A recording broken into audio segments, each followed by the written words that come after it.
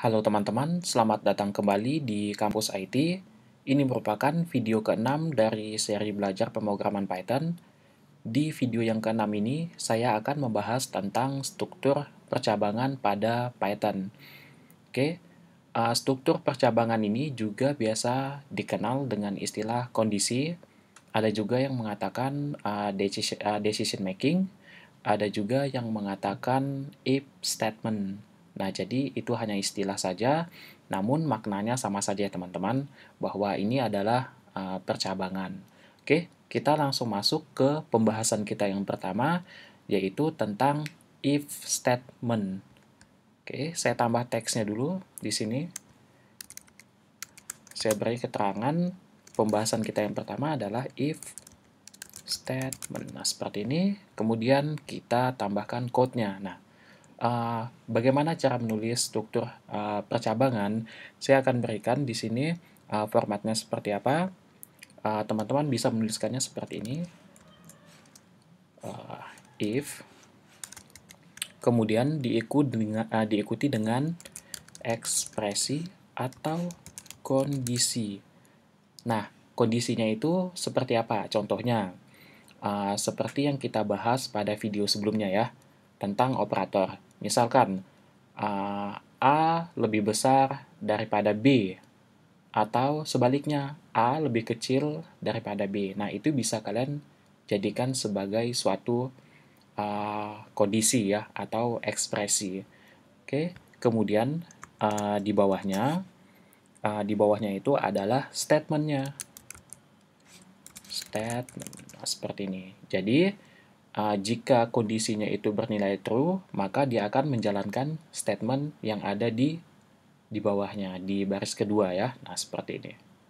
Nah, ini formula yang bisa teman-teman gunakan untuk membuat if statement.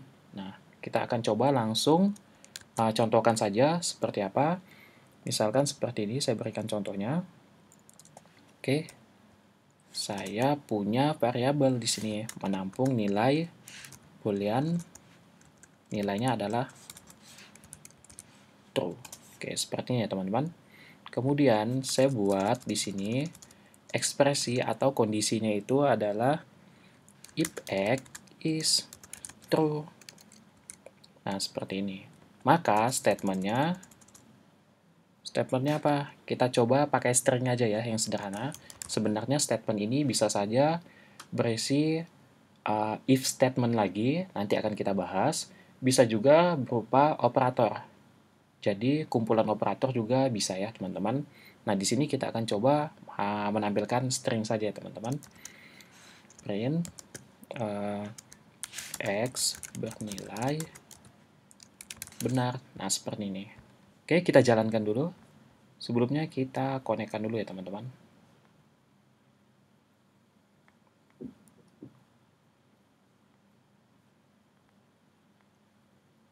Oke. Nah, sudah connect. Kita coba jalankan hasilnya seperti apa. Oke, hasilnya adalah string berupa X bernilai benar. Karena X ini adalah true ya. Di sini X itu bernilai true. Di sini dilakukan pengecekan. Apakah X-nya ini bernilai true? Nah, kita gunakan statement. Jika X-nya itu bernilai true, maka kita tampilkan sebuah string yang isinya adalah X bernilai benar di sini. Oke, seperti itu. Nah, gimana kalau misalkan X-nya saya ubah? Nah, seperti ini. Kita jalankan dulu hasilnya. Oke, hasilnya tidak keluar apa-apa ya, tidak menampilkan apapun. Karena di sini tidak ada else condition ya.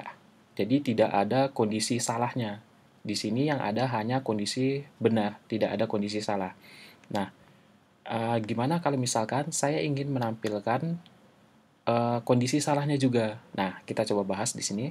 Saya tambahkan satu teks lagi.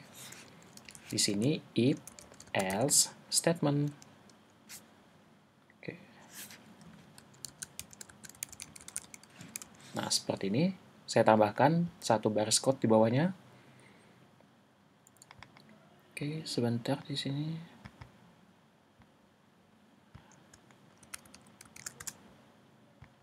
Oke, sudah. Nah, di sini saya akan gunakan kondisi jika salah, dia juga akan menampilkan sebuah string ya teman-teman. Oke, ini mungkin saya jalankan saja. Di sini, jadi kita masih menggunakan nilai X yang ada di sini ya teman-teman. Nah, ini saya copy saja. Kemudian untuk else pada Python penulisannya seperti ini. Oke, jadi kita print X tidak bernilai. Di sini saya ubah saja ya. True. Kemudian di sini juga saya ubah. Nah, seperti ini. Saya jalankan dulu. Oke, karena false, jadi tidak ada yang ditampilkan. Ini untuk yang if statement. Kemudian yang kedua, if else statement. Kita akan coba. Nah, hasilnya adalah X tidak bernilai true. Karena memang X di sini bernilai false. Kenapa saya tidak menuliskan di sini false? Karena X-nya ini bisa saja bernilai selain daripada false juga ya. Misalkan saya isi X-nya di sini dengan 10 misalkan. Saya jalankan dulu. Nah, kemudian saya jalankan yang kedua, yang if else statement ini hasilnya juga sama, X tidak bernilai true. Jadi, teman-teman tolong diperhatikan penggunaan kalimatnya. Kalau misalkan teman-teman di sini tulis false, otomatis di sini ini tidak ya. Tidaknya saya hapus. Jadi, kalau dia tidak bernilai true, artinya dia bernilai false di sini. Nah, di sini X bernilai false. Padahal di sini nilainya tidak false, melainkan 10. Nah, tolong teman-teman perhatikan juga penggunaan string ini, keterangannya itu ya. Jadi di sini tuliskan X tidak bernilai true. Nah, kalau X tidak bernilai true, bisa saja yang lain. Bisa false, bisa juga nilainya yang lain. Bisa 10, bisa 90, bisa 1000. Mungkin bisa berupa string juga, bisa berupa floating point juga. Nah, seperti itu. Oke, saya jalankan lagi hasilnya. X tidak bernilai true. Oke, yang ini saya ganti false. False. Oke, jalankan ya. Nah, ini untuk yang kedua, yaitu if else statement. Kemudian yang ketiga adalah if elif, kemudian else statement. Nah, seperti ini. Saya tambahkan lagi quote di bawahnya. Nah, elif itu apa sih? Mungkin ada yang tanya ya, elif itu adalah else if. Nah, jadi di Python itu menggunakan sintak elif. Kalau mungkin di C++ menggunakan else spasi if ya.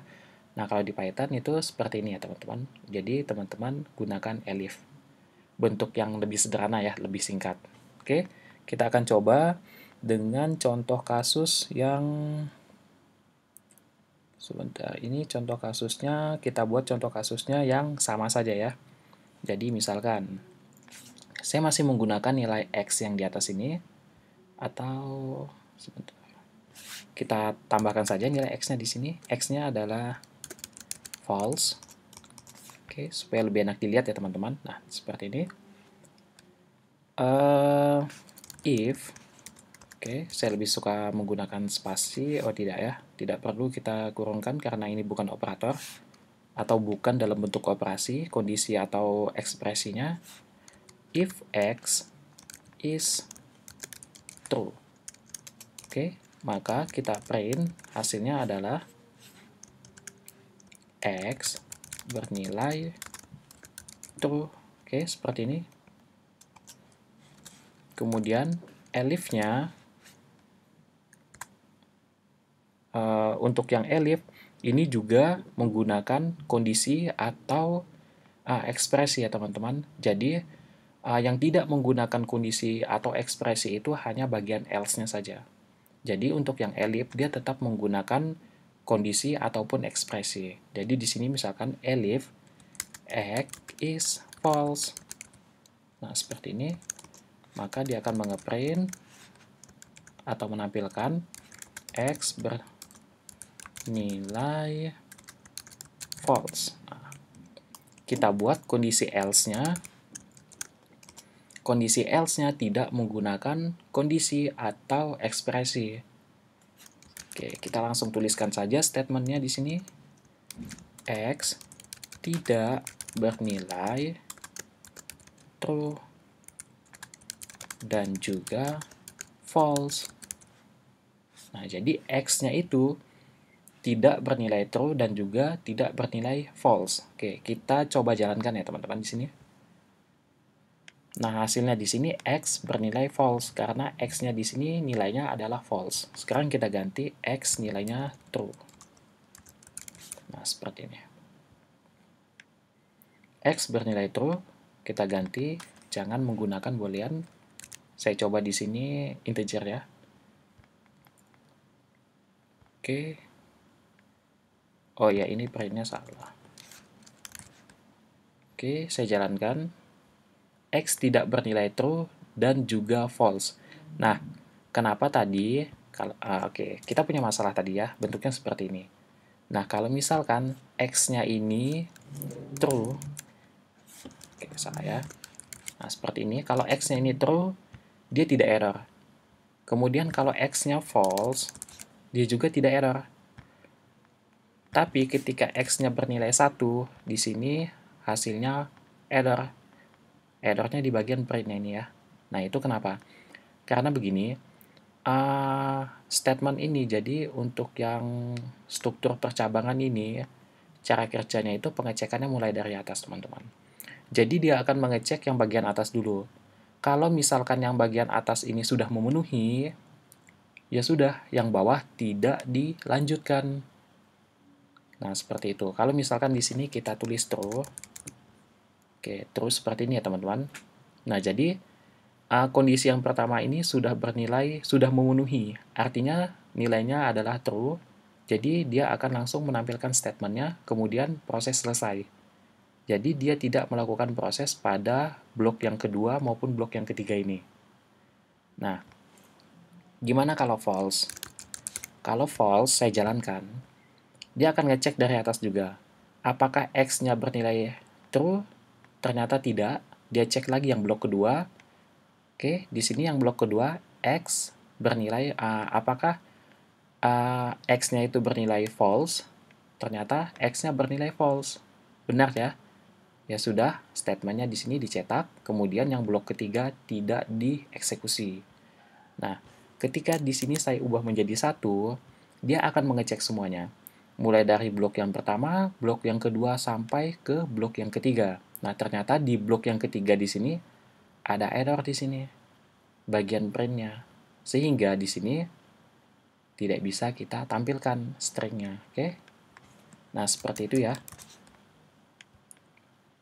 Nah, hasilnya seperti ini. Jadi, X-nya itu tidak bernilai true maupun tidak bernilai false. Oke?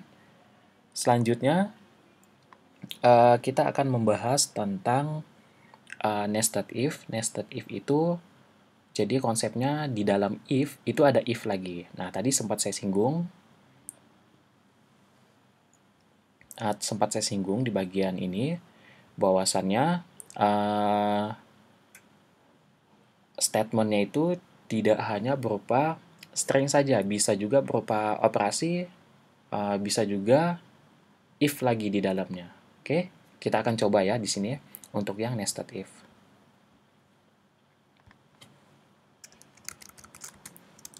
Nested if. Oke, seperti ini nested if-nya, statement ya. Oke, kita langsung tambahkan code-nya di sini. Nah, untuk yang nested if, saya akan menggunakan kasus yang berbeda ya teman-teman. Di sini lebih mudah dipahami ketika kita coba gunakan kasus login ya. Ketika teman-teman melakukan login ke akun Facebook misalkan, di sini dia akan melakukan pengecekan. Oke, kita akan coba di sini. Yang pertama itu ketika teman-teman login, mestinya teman-teman punya yang namanya username ya. Oke, username-nya di sini saya buat string saja, misalkan username-nya John. Oke, kemudian passwordnya di sini misalkan kampus IT. Oke, nah seperti ini saja supaya teman-teman bisa lebih fokus ke bagian yang nested if-nya. Oke, kita akan langsung masuk ke code if-nya, if statement-nya, if. Nah, di sini jika passwordnya, kita cek username dulu ya. If username itu sama dengan John, maka di sini print kita tampilkan stringnya. Oh bukan ya, di sini bukan string tapi if lagi ya. Atau kita coba buat string dulu. Nah di sini misalkan saya buat username benar. Oke, kemudian yang bagian else-nya di sini print username salah. Nah, kita cek ini dulu ya. Kalau ini dijalankan, oke, username-nya benar ya, karena username di sini benar-benar namanya adalah John, di sini juga John. Oke, kalau misalkan di sini dia melakukan pengecekan dua bagian. Yang pertama adalah username. Jika username-nya itu benar, maka dia akan masuk ke bagian yang password-nya. Seperti ketika teman-teman login ke akun Google ya. Jadi di akun Google yang pertama itu diketik adalah username-nya, kemudian yang kedua adalah password-nya. Oke, kita akan ganti statement yang bagian atas ini dengan blok percabangan lagi ya. Di sini saya buat if password sama dengan kampus IT. Oke, maka dia akan menampilkan string username dan password benar. Nah, seperti ini. Oke. Kalau misalkan else-nya adalah kalau misalkan password yang diketikkan itu salah, dia akan ke bagian yang else ini, blok yang else ini. Jadi password salah. Nah, seperti ini teman-teman. Oke, kita coba jalankan. Karena di sini username-nya John, passwordnya kampus IT. Nah, ini teman-teman anggapannya, oke sebentar. Anggap saja ini adalah username pada basis data. Nah, jadi yang tersimpan di dalam basis data ya. Kemudian ini adalah password. Oh, bukan. Bukan, ini pada form ya. Password pada form. Nah, yang pada database-nya itu yang ini. Apakah username-nya itu sama dengan username yang ada pada database, yaitu John? Jika benar, maka dia akan masuk ke blok yang di dalamnya ini. Nah, di blok yang di dalam ini juga melakukan pengecekan. Apakah passwordnya itu sama dengan password yang ada di database? Jika benar, maka dia akan menampilkan username dan passwordnya sama-sama benar. Nah, di sini kalau misalkan passwordnya salah, dia akan menampilkan password yang salah ini ya teman-teman. Oke, kita coba satu-satu supaya nanti teman-teman bisa lebih paham lagi. Oke, misalkan di sini yang John-nya saya salahkan, misalkan John 1 saya buat di sini, artinya username ini salah ya teman-teman. Nah, username ini salah, maka dia akan nanti harusnya dia akan mencetak username salah. Kita coba cek. Nah, username salah. Nah, gimana kalau misalkan username-nya itu benar tapi passwordnya yang salah? Saya akan buat seperti ini. Kampus IT 1, maka dia akan mencetak password salah. Oke, seperti ini. Ini hanya contoh saja yang yang saya rasa lebih mudah untuk dipahami ya untuk nested if ini penggunaannya. Nah, sebenarnya di dalam ini juga di bagian blok string yang ini sebenarnya teman-teman masih bisa menambahkan misalkan apa ya, misalkan di sini kode token misalkan ya, bukan token listrik ya teman-teman. Nah, di sini kode tokennya misalkan 12345. Nah, di sini bisa teman-teman tambahkan juga. Tambahkan if lagi di sini. If kode, nah, kode tokennya sama dengan 12345, atau ini saya buat string saja ya, karena lebih mudah ditebak kalau kayak gini. 1 ABC 2. Nah, seperti ini. Ini juga saya buat 1 ABC 2. Oke.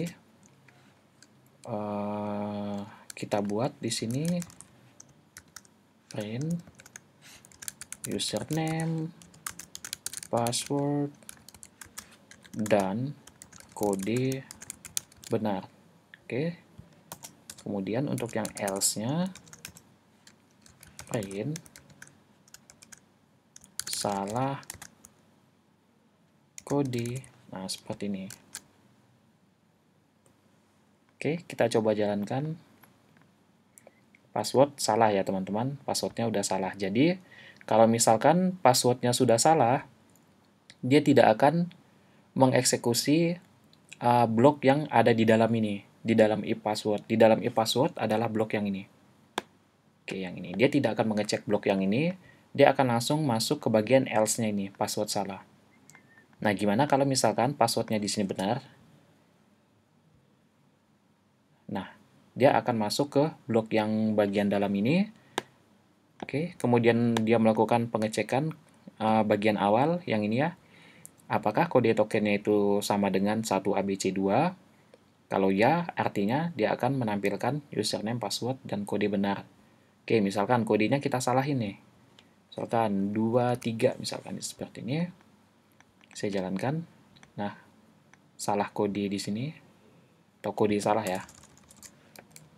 Kode salah. Oke. Nah, kodenya salah ya teman-teman. Nah, seperti itu. Ini contoh penggunaan nested if atau if bersarang ya. Artinya di dalam if itu ada if lagi, kemudian ada if lagi, dan sampai seterusnya ya teman-teman, sesuaikan dengan kebutuhan teman-teman. Oke.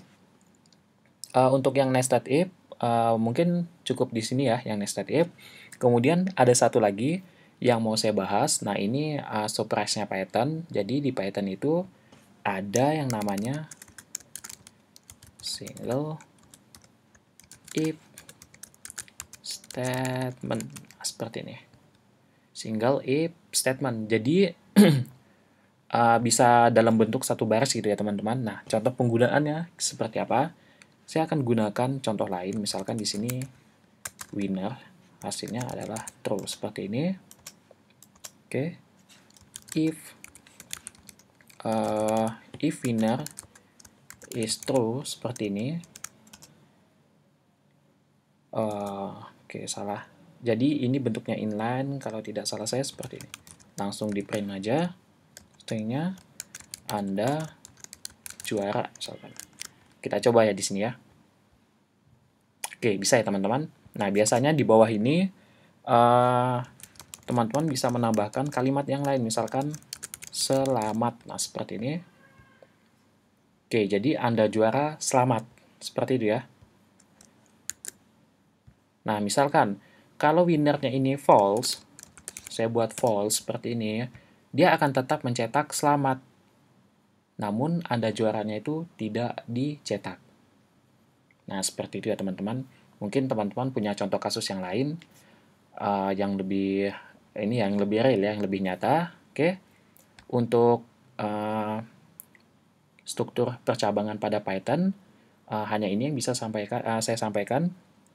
Kemudian kenapa di Python itu kenapa di sini ya, terutama di sini untuk struktur percabangan itu saya tidak menjelaskan switch case, karena di Python itu tidak ada switch case ya teman-teman. Mungkin teman-teman bisa cari tahu, beberapa komunitas Python itu juga banyak yang membahas tentang itu, terutama pemula-pemula itu banyak pertanyaan tentang kenapa di Python itu tidak menggunakan switch case. Jadi mungkin lebih ke struktur ini kodenya ya teman-teman.